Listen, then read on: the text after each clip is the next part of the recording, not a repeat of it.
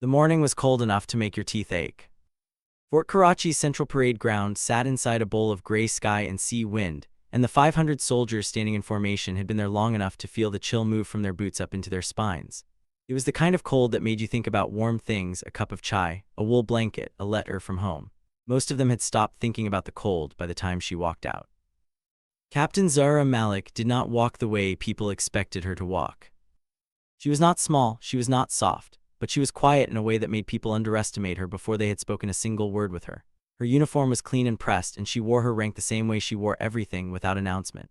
She had short dark hair that she kept pinned exactly where regulation required, and her hands were the only thing about her that gave anything away. They were still, completely still. The kind of stillness that people who have done dangerous things in dark places carry with them afterward. Nobody knew about the dangerous things, that was the problem, and that was also, eventually, the point. Sergeant Khalid Durrani saw her from across the parade ground, and he made a decision in about 3 seconds. He was 41 years old, broad across the chest, with a face that had spent 2 decades hardening into something close to permanent contempt. He had served in Waziristan and Balochistan in the floods of 2022, where he had carried 3 people out of rising water with his bare hands. He was not a bad soldier. He was not even a bad man in most of the ways that mattered. But he had a particular kind of blindness that institutional life sometimes builds into people, brick by brick, until they can no longer see around it. He looked at Captain Zahra Malik, and he saw a woman in a uniform, and he made his decision. Before you stay with this story, just know, if you have ever felt invisible in a place where you had more experience than anyone around you, this story is going to mean something to you. Subscribe and stay with this until the end. Tell me in the comments where in the world you are watching from. I want to know how far this reaches. The Combined Inter-Service Hand-to-Hand Combat Assessment was held twice a year at Fort Karachi. It was not technically mandatory for commissioned officers above a certain rank, but the new directive from GHQ had changed that, and so for the first time in years, officers and enlisted soldiers were being assessed on the same ground under the same criteria. The idea had come from a 3-star general who had spent time observing American and British integration frameworks, and the idea was sound. The implementation, as always, was where things got complicated. Captain Malik had arrived at Fort Karachi 6 days ago. She had been transferred from a unit whose name did not appear on any standard posting document. The paperwork listed her previous assignment as Inter-Services Intelligence Directorate of Field Operations, Special Task Cell. What that meant precisely was not something anyone at Fort Karachi had clearance to know. The base commander, Brigadier Asad Tor, knew enough to leave it alone. Most people knew nothing at all. What they saw was a captain, a female captain, standing at the edge of a parade ground at 7 in the morning, reviewing her assessment sheet. Sergeant Durrani walked toward her because he had been assigned as assessment monitor for the physical evaluation group she belonged to. He was the senior NCO for the day's proceedings, which meant he controlled the flow of participants, logged scores, and kept order. It was a role he took seriously, which was the one thing about that morning that would later make him feel something close to shame. He reached her and looked at her assessment sheet and said, without any particular warmth, "Captain Malik, you're in Group 7, Combat Evaluation, Combat Conditioning, Close Quarters Assessment." She looked up from the sheet. "I know, I can read." He did not like that. He kept his face even, which cost him something. "Physical section starts in 10 minutes. I'd recommend stretching." "Thank you, Sergeant." He started to walk away, then he stopped. He looked back at her and said, in a voice that was just low enough to carry the wrong kind of message, "Ma'am, I'm required to ask, is there any physical limitation on file that might affect your performance today?" She looked at him with a very flat expression. "No. Because if there is, there's a modified track." "There is no limitation, Sergeant. I'll run the full assessment." He nodded once and walked away, but 3 men standing nearby had heard it, and in that small transaction a tone had been set for the morning. Not a loud tone, not an obvious one, but the kind that moves through a crowd quietly like smoke under a door. The first 3 events were conditioning runs and obstacle clearance. Zahra ran them. She did not run like someone trying to prove something. She ran the way people run when running is just a thing they do, like breathing or standing. She finished in the upper half of the group, not first, not dramatic, not remarkable. One of the junior lieutenants clocked in just ahead of her. She marked her sheet and waited for the next event. Then came the combat evaluation. The combat evaluation at Fort Karachi used a 3-round progressive format. In the first round, participants were paired with someone of similar size and rank equivalent physical rating. In the second round, the top performers were shuffled upward. In the third round, it became what everyone was quietly waiting for: the open demonstration bracket, where two participants went in front of the full assembled group. Sergeant Durrani ran the pairings. Later, people would have different opinions about whether what he did next was deliberate or simply careless. He himself would not be entirely sure. He paired Captain Malik in round 1 with a corporal named Tahir, who was 22 years old, 6 feet and 2 inches, and had placed second in the inter-unit grappling competition the previous autumn. Tahir was not selected to humble her. Officially, the pairing was within acceptable range. But it was at the very edge of acceptable, and Durrani knew it, and he chose it anyway. Tahir was a decent young man who looked uncomfortable about the pairing. He was not trying to make a statement, he was just there. But when the evaluator said begin, he moved with the kind of confident aggression that 22-year-old men who have recently placed second in grappling competitions move with, and within about 4 seconds he had Zara's left arm in a grip that was designed to take her to the ground. She went with it. That was the first thing that made the junior officers pay attention. She did not resist the direction of the force. She bent her knees and dropped her weight, and in the same breath she used his grip as a lever, rotating at the hip, and Tahir found himself tilting past his own center of gravity before he had processed what was happening. He went to his knee. She stepped behind him and locked his arm at the elbow with a control hold that a field instructor might use to demonstrate anatomical leverage. She held it for exactly as long as the evaluator needed to log it. Then she released him and stepped back. Tahir stood up and looked at her for a moment. Then he said very quietly, "Yes, ma'am," and there was nothing in his voice except respect. It was clean, it was fast, it was over. Durrani logged it without comment. Round 2 moved differently. In round 2, Zara was paired with a male captain of equal rank from an armored regiment who had participated in the assessment 3 times before and consistently placed in the top quarter. He was a serious competitor. He did not underestimate her. He watched her in the circle before the evaluation began with the careful attention of someone who had learned not to assume.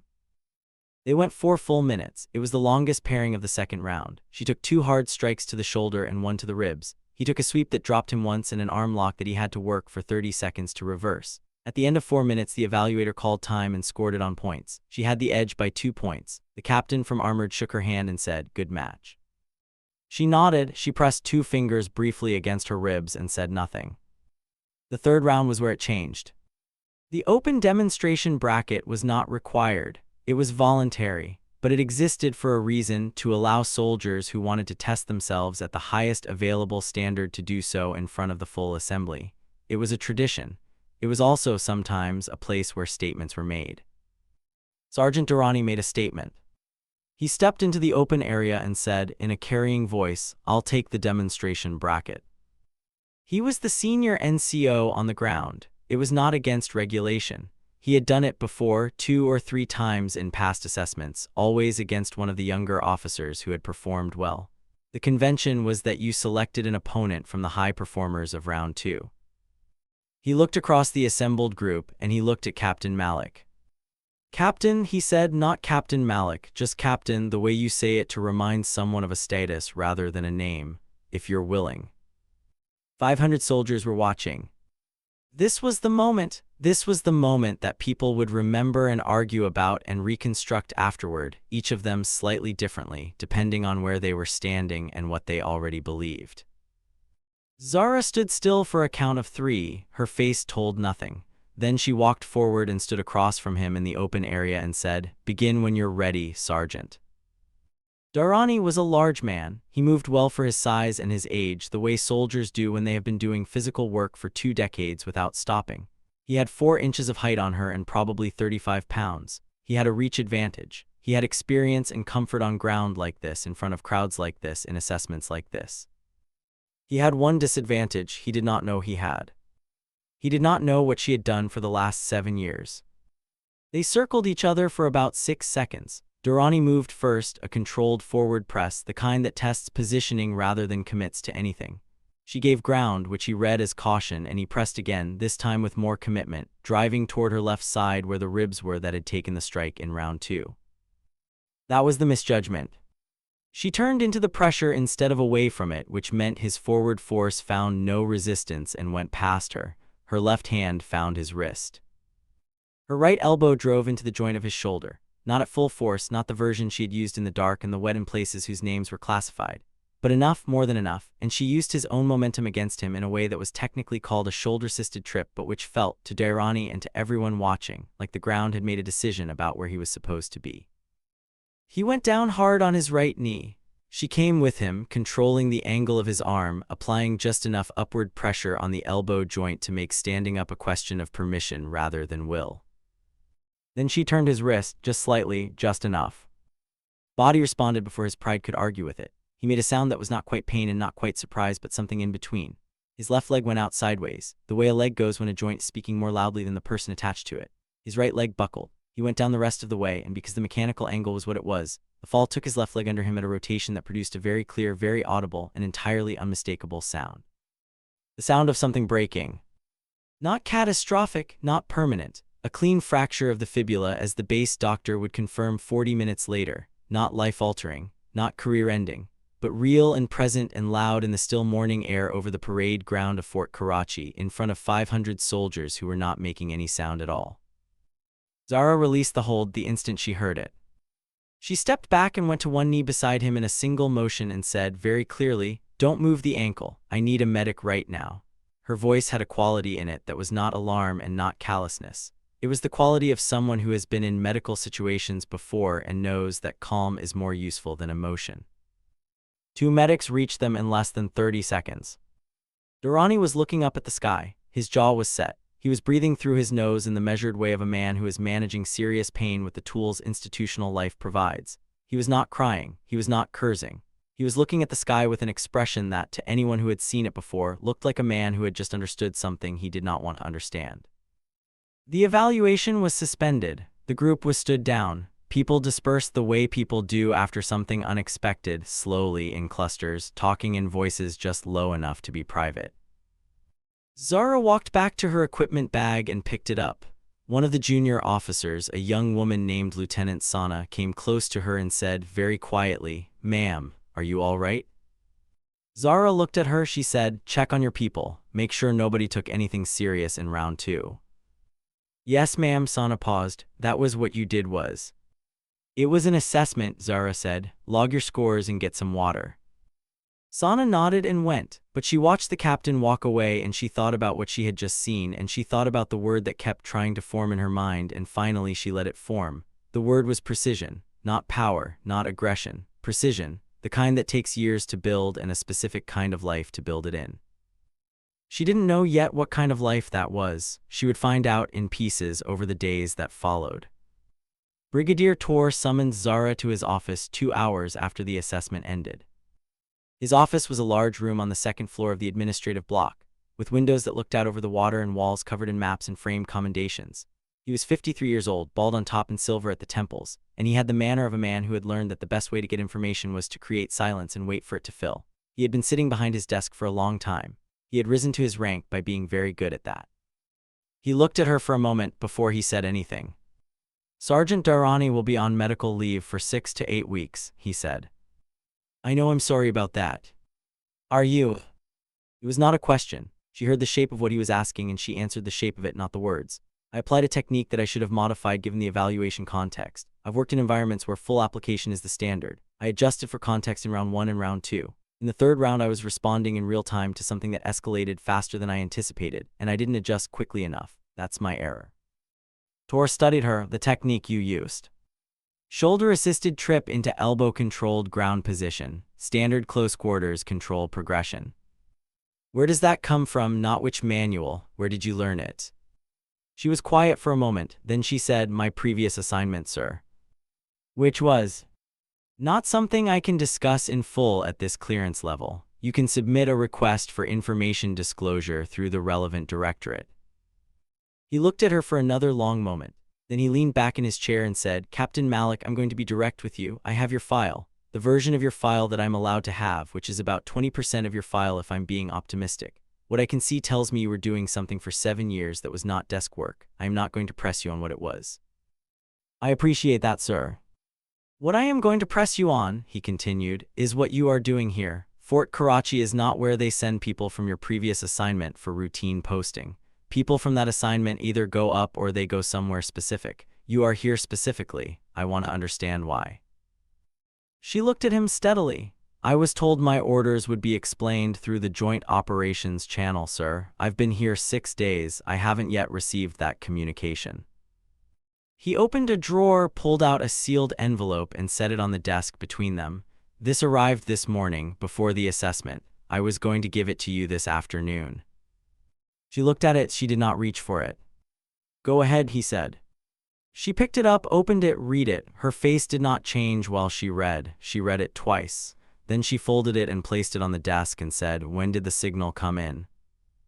4 days ago. I was instructed to hold it until you had been observed for 1 week on base. And now you've observed.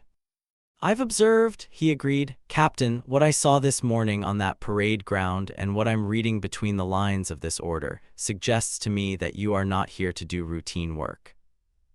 No, sir. There's an operation. There will be. He nodded slowly. The signal mentions a cross-border intelligence interface, naval coordination, southern approach. She was quiet. I won't ask what I don't have clearance for, he said, but I want you to know that what happened this morning with Dairani, that is going to create a social environment on this base that may complicate your work. People are going to be watching you, some of them with respect, some of them with something else. I know.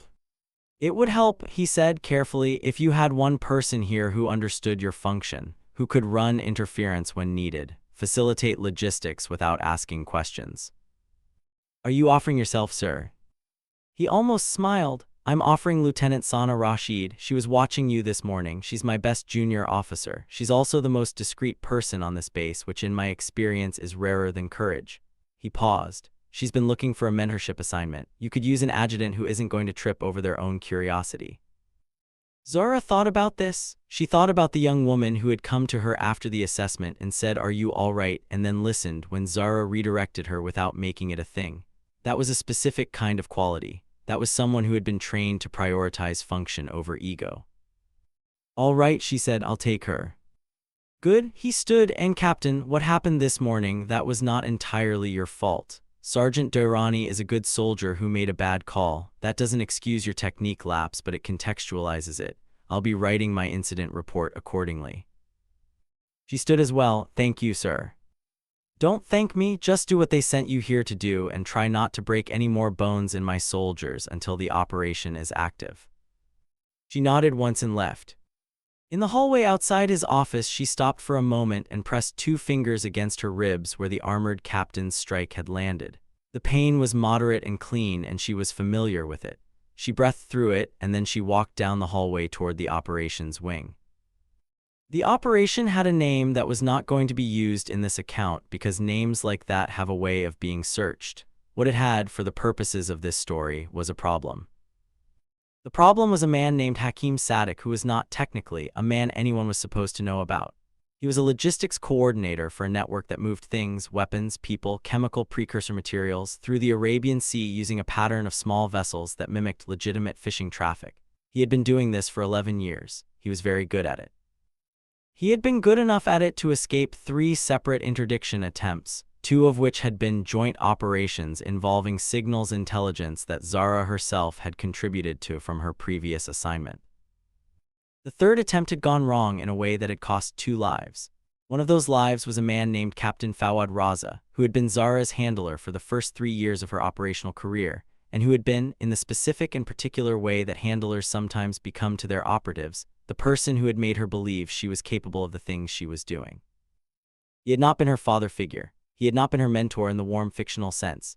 He had been her professional anchor, the person who read her reports before anyone else, who asked the precise right question when she was uncertain, who once said to her in a field debriefing room in a city she cannot name that the most dangerous thing an analyst can do is fall in love with her own conclusion. She had never forgotten that. She thought about it every time she was certain about something. Fawad Raza had died in a motor launch in the dark water off the Makran coast, and the network he had been tracking had scattered and regrouped, and Hakim Sadek had not been seen in 11 months.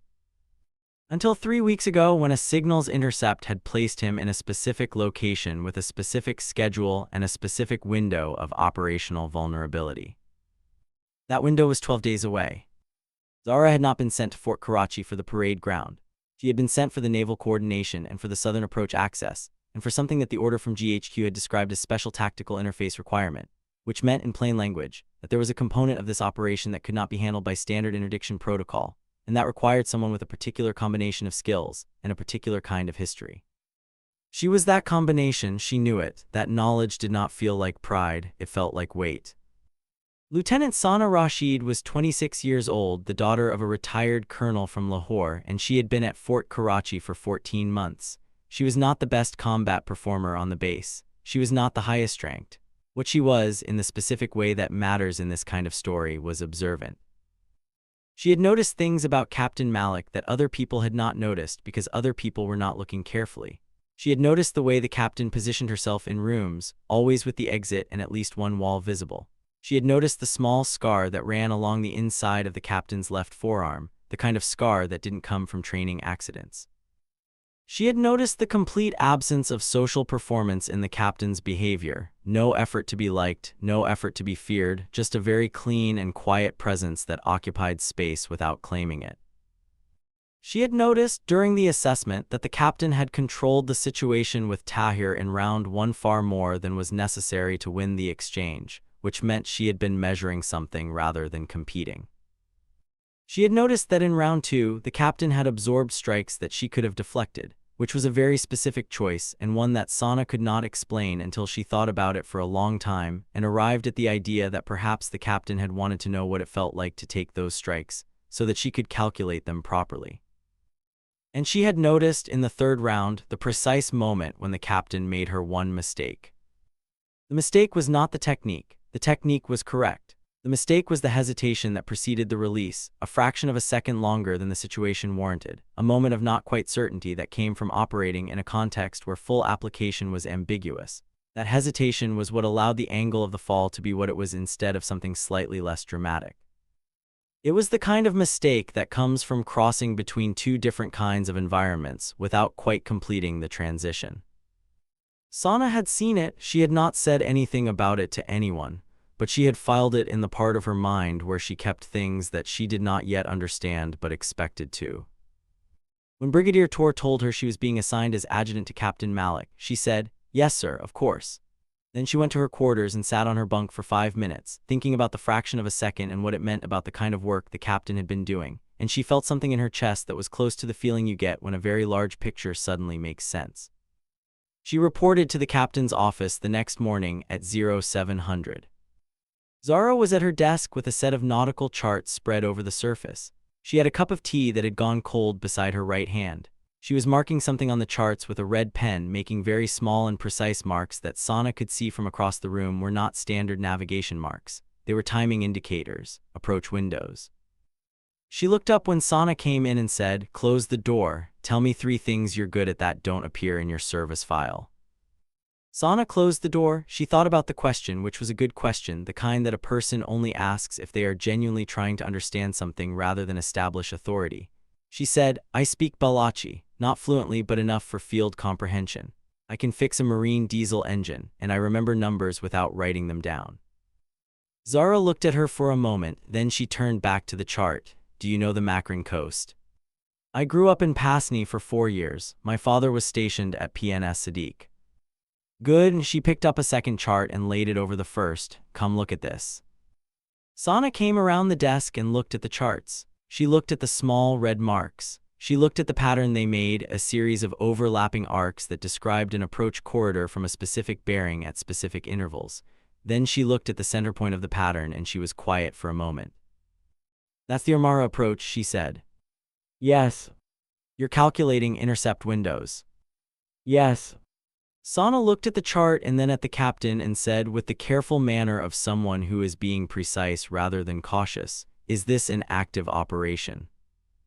"In 12 days it will be."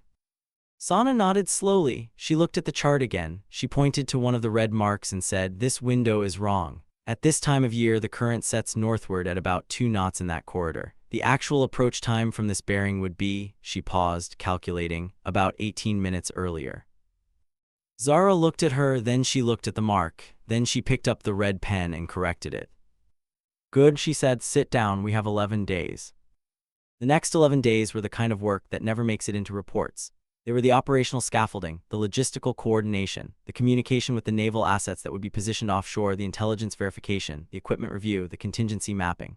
Zara ran it with the kind of focused quiet that Sana came to understand was not coldness but concentration.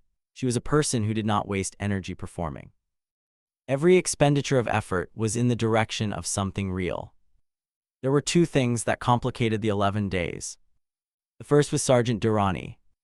He was in the base medical facility for the first week. Fractures like his required immobilization and monitoring and the kind of institutional quiet that military medical facilities provide. He had visitors, some of his NCO colleagues, one or two of the junior soldiers he mentored. He was not a man who attracted large social circles, but he was respected and people came. One of the people who came was not in his social circle. On the fourth day, Zara walked into the medical facility at 1400, which was a quieter hour. She asked a corpsman where Durrani's room was. The corpsman told her with an expression that was professionally neutral and personally uncertain. She went to the room and knocked on the open door. Durrani was sitting up in the bed with his leg elevated, reading a training manual. He looked up. His expression went through several things in about 2 seconds: surprise, something hard, then something that settled into a very careful blankness. "Captain Malik," he said. "How's the leg?" she said. She was not being light about it. She was asking a real question. 6 weeks, he said, maybe 5. "I'm sorry about the angle of the fall. I should have modulated the end of the technique. That's on me."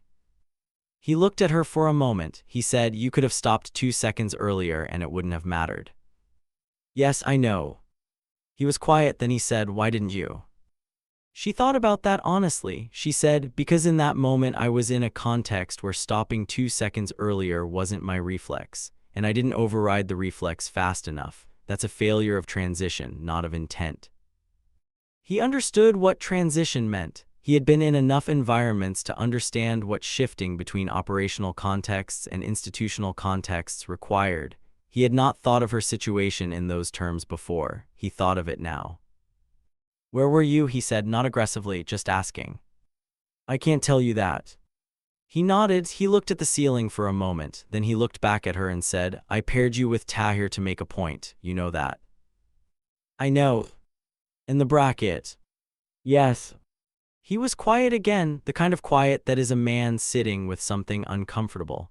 "I've been doing this for 20 years, he said, finally. "I've seen a lot of people come through assessments. I've seen a lot of things I thought I was reading correctly." She said nothing. "I was wrong about what I thought I was reading," he said. It was not an apology. It was something more honest than an apology. It was an acknowledgement from someone who did not easily make those that his professional judgment had failed. She accepted it the way it was meant, not as a victory, not as a resolution, but as the beginning of a different kind of accounting. "Take care of your leg," she said. "Come back strong." She walked out. The second complication was inside her. On the 7th night, at approximately 0100, she woke up in her quarters from a dream that was not a dream in the ordinary sense. It was the kind of replay that the brain performs on its own without permission: the motor launch in the dark water, the radio signal that had been interrupted, the coordinates that had been 200 meters off from what they needed to be. It was not dramatic, the way it is sometimes depicted. It was just the specific sequence of events, very clear and very cold, the way things stay in the mind when the mind has processed them enough to strip away the panic but not enough to release them. She sat up, she drank water, she looked at the charts on her desk for a long time. She thought about Fawad Raza and the question he used to ask: "What are you certain about, and why are you certain about it, and what would you need to see to change that certainty?" She went through the operation. She went through every assumption. She found 3 places where her certainty was based on single-source verification and should have been cross-checked. She made notes. At 0400, she went back to sleep.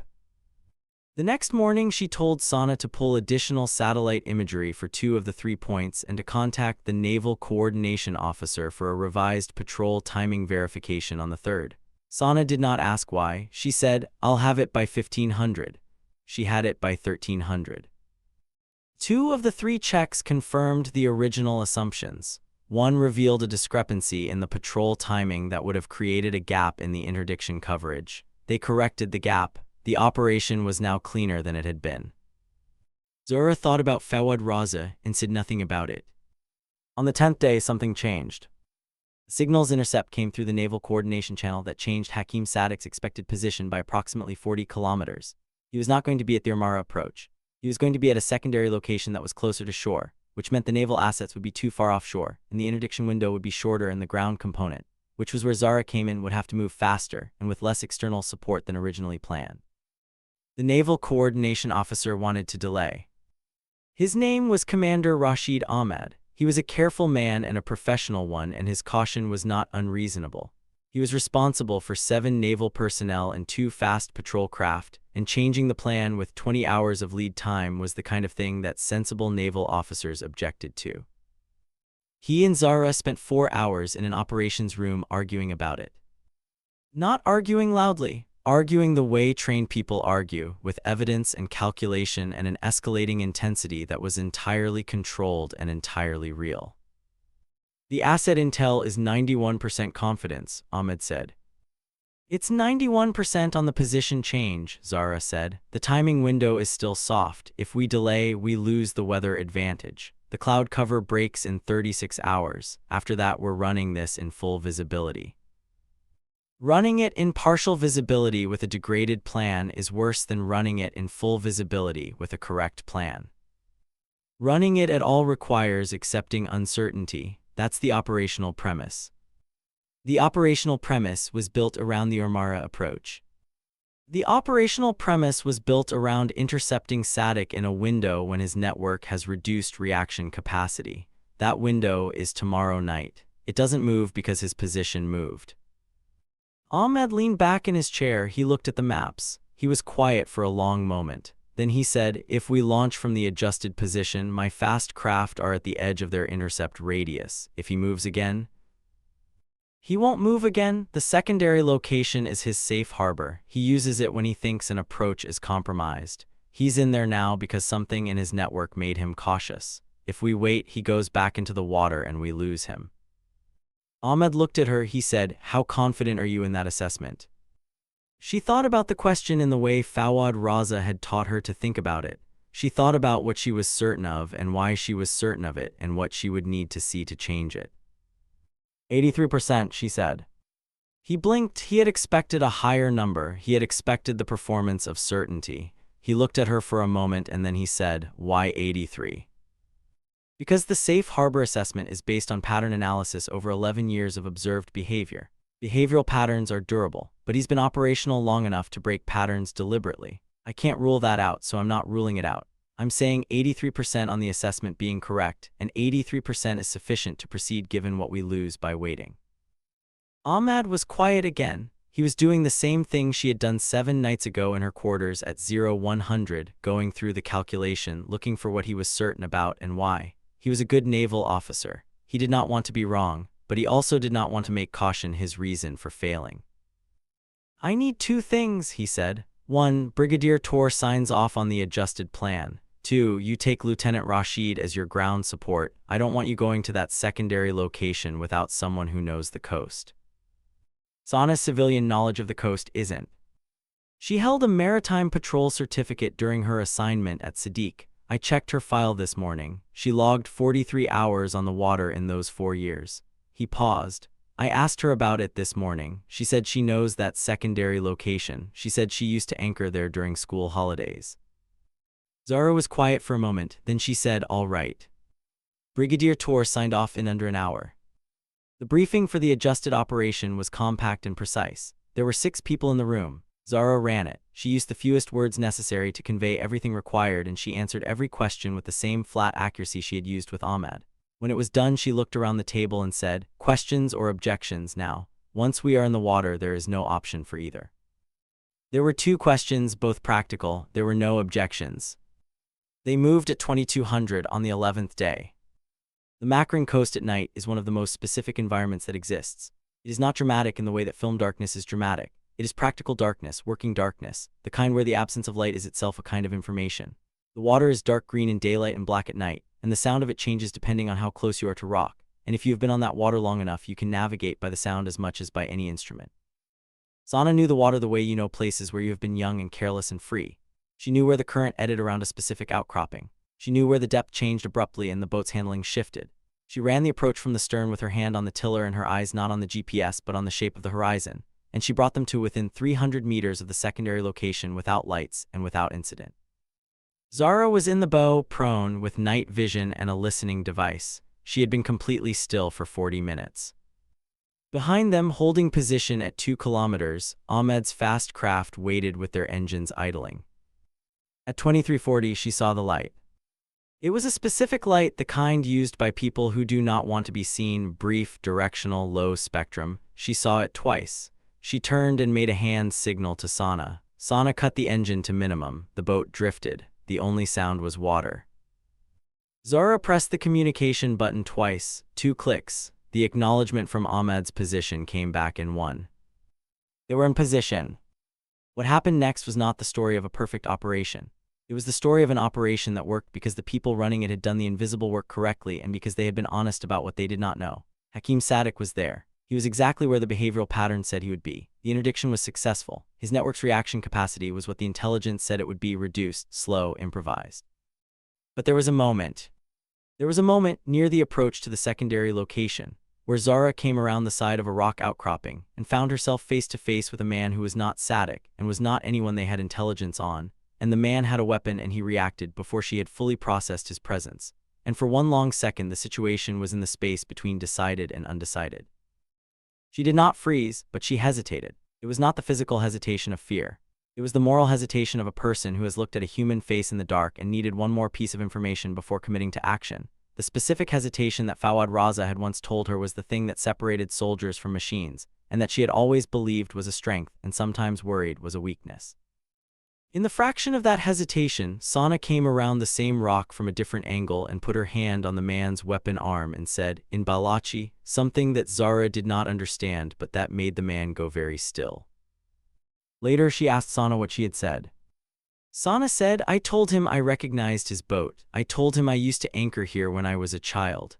I told him that the people I was with were not here for fishermen and that if he put the weapon down and got in his boat and went south, nobody would follow him. Zara looked at her, and he believed you. He knew the boat I described. It was my father's old patrol craft, the registry number. People remember those things. It gave him a reason to believe me. That's not. Zara stopped, then she said, that was good work. You were thinking, Sana said. I could see it. Sometimes thinking for one more second is the right thing and someone else just has to fill the gap.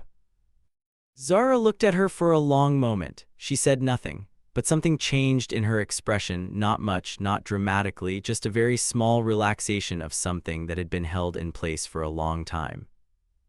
Hakim Sadek was taken alive. That was the operational requirement, and it was met. What that meant in terms of what came after, the trials, the intelligence extraction, the network disruption, was the work of other people in other rooms, and it is not this story. What this story is about is the moment before all of that, the accumulated moments that made it possible, and the people who carried them. The debrief was long and thorough and bureaucratically precise. Zara gave her account in the same flat, accurate language she used for everything. She noted her hesitation at the outcropping. She described Sana's intervention without embellishment. She described the timing error in her initial charts and how it had been corrected. She was thorough about her own mistakes in a way that made the debrief officer look up from his notes twice. He asked at one point, is there anything you would have done differently in the preparation phase? She thought about Fawad Raza and the single-source verification points and said, yes, I would have built the cross-verification protocol into the original planning cycle rather than running it at 0-100 on day 8 because I couldn't sleep. He wrote that down. He did not comment on it, but when the debrief was done and she was leaving the room, he said, Captain Malik, for what it's worth, that kind of accounting for your own process is unusual and useful. She nodded and walked out. 2 weeks after the operation, on a Thursday morning, she was in her office going through post-operational administrative work when there was a knock on the door. She said, come in. Sergeant Dairani came in. He was walking with a slight compensatory lean that was not quite a limp but was a testament to the fibula which was healing on schedule. He was in uniform. He looked around the office with the carefully neutral expression of someone who is managing several things at once. Sergeant, she said. Captain, he stopped in front of the desk. He was holding something. He put it on the desk. It was a thin manila folder. Assessment results, he said. Final logged scores from the evaluation. I'm distributing them to all participants. He paused. Yours was the top score in the combined bracket. She looked at the folder. She did not open it. Thank you, she said. He nodded once. He was about to turn and leave. Then he stopped. He said, my daughter is 23. She's been thinking about service. He paused. She asked me this week what the best thing I'd seen in my career was. I didn't have an answer. Another pause. I might have one now. He turned and walked out before she could say anything. She sat in the quiet office for a moment. Through the window she could hear the parade ground, the sound of a morning drill, boots on concrete, the counted cadence that is the background sound of military life. She looked at the folder on the desk. She thought about what she had paid to be in this room, in this position, with this particular collection of knowledge and capability and damage. She thought about a motor launch in the dark water, and a man who had asked her the right questions for 3 years. She thought, this is not closure. Closure is not the real thing. The real thing is the next 11 days and the 11 days after that and the specific choices inside each of them. She opened the folder. She looked at the scores. She put the folder in the outbox. She picked up the nautical charts and started working. Sana came in at 8:30 with fresh tea, and the morning signals digest and set them both on the desk without being asked and went to her own station by the window. She had been in this office for 19 days now. She had found her rhythm in it, the way people find their rhythm in places where the work is serious and the person leading it is honest. She did not need to be told what to do with most things anymore. She looked at the signals digest and began sorting. After a while she said, without looking up, there's a commendation request in here, from Admiral Ahmed's office. It's for you. Put it in the admin folder. It mentions. Admin folder, Sana. Yes, ma'am. A pause. There's also one for me. It mentions the Balachi conversation. Zara looked up. She looked at Sana across the office. She said, that one you can keep. Sana looked back at her. A small thing moved across her face. Not pride exactly, but something adjacent, the quiet satisfaction of having been seen by someone who does not give that away easily. Thank you, ma'am, she said. They went back to work. The tea was warm. The charts were complex. The window showed the water, which was the same water that had been there the night Fawad Raza died, and the same water they had moved through 12 days ago, and the same water that would be there for the next operation whenever it came. The work continued. The debts and the griefs and the costs continued alongside it, inseparable from it, the way they always are for people who do this kind of work in the space between what is said and what is real. Fort Karachi moved through its morning. The parade ground was quiet now after the drill. Sergeant Durrani was in the medical facility doing his physiotherapy. Brigadier Tor was in a coordination meeting. Lieutenant Sana Rashid was sorting signals. Captain Zara Malik was looking at a chart and thinking about the next window and the next corridor and what she was certain about and why, and what she would need to see to change it. No one on the base knew her full story. That was how it was supposed to be. That was how it had always been. The value of what she carried was not in its announcement. It was in its application. It was in the moment at the rock outcropping where she had hesitated for the right reasons, and someone else had filled the gap, and together they had solved the problem the way problems are actually solved. Not by a single person being extraordinary, but by two people being useful to each other at exactly the right second. She marked a point on the chart. She picked up her pen. She wrote a number. She looked at it. She crossed it out. She wrote a different number, one that accounted for the current that sets northward at 2 knots in that time of year. She kept working. If this story found you somewhere you didn't expect it to, in a late night, in a long commute, in a moment when you needed something real, then it did what it was supposed to do. Subscribe if you want more stories like this. Leave a comment and tell me what stayed with you. Not a summary, not a reaction, just the one thing that is still sitting in your chest right now. I read them. I want to know what that is.